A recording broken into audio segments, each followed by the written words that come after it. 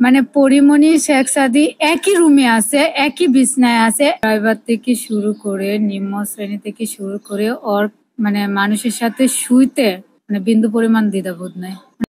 চিত্রনায়িকা পরিমণি সম্প্রতি সময়ে তার বাসার কাজের মেয়েকে মারধরের অভিযোগ উঠেছে এবং তার বাসার কাজের মেয়ে পিঙ্কি আক্তার ভাটারা থানায় তার বিরুদ্ধে জিডি করেছেন।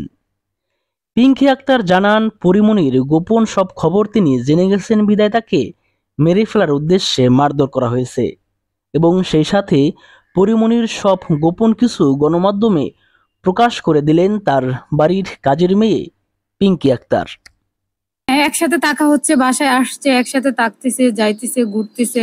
মানে পরিমণি শেখ সাদি একই রুমে আছে, একই বিছনায় আছে, একই টেবিলে খাবার খাচ্ছে।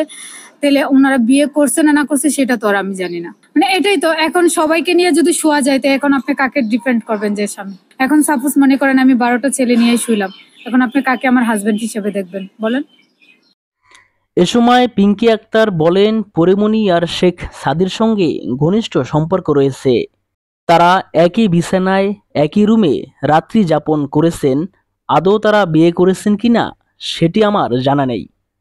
এছাড়াও তিনি আরও অভিযোগ করে বলেন, পরিমণি তার ড্রাইভারদের সঙ্গেও অপকর্মে লিপ্ত থাকেন। এসব খবরই তিনি জেনে যাওয়ায় তাকে মেরে ফেলার উদ্দেশ্যে মারধর করা হয়েছে বলে অভিযোগ পিঙ্কি আক্তারের। করে ওর মানে মানুষের সাথে শুইতে মানে বিন্দু পরিমাণ দ্বিধাবোধ নাই। মানে সবার সাথেই শুইতে পারে, সবার সাথেই খারাপ ব্যবহার করতে পারে, সবাইকে মারধর করতে পারে।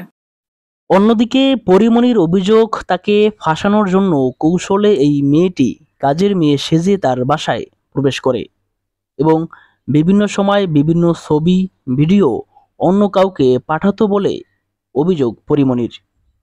পরিমণি বলেন, তার সরলতার সুযোগ নিয়ে মেয়েটি তার সর্বনাশ করার জন্যই বাড়িতে কাজের মেয়ে সেজে প্রবেশ করে। তো আমার পুরো পরিবারটাই হচ্ছে আমার স্টাফদেরকে নিয়ে, এবং বারবার আমি স্টাফদেরকে নিয়ে সমস্ত অকেশনে, স্পেশাল অকেশনে আমি সবসময় ওনাদেরকে নিয়ে লেখালেখি করতাম, বা আমার ভালোবাসা দিবস বলেন বা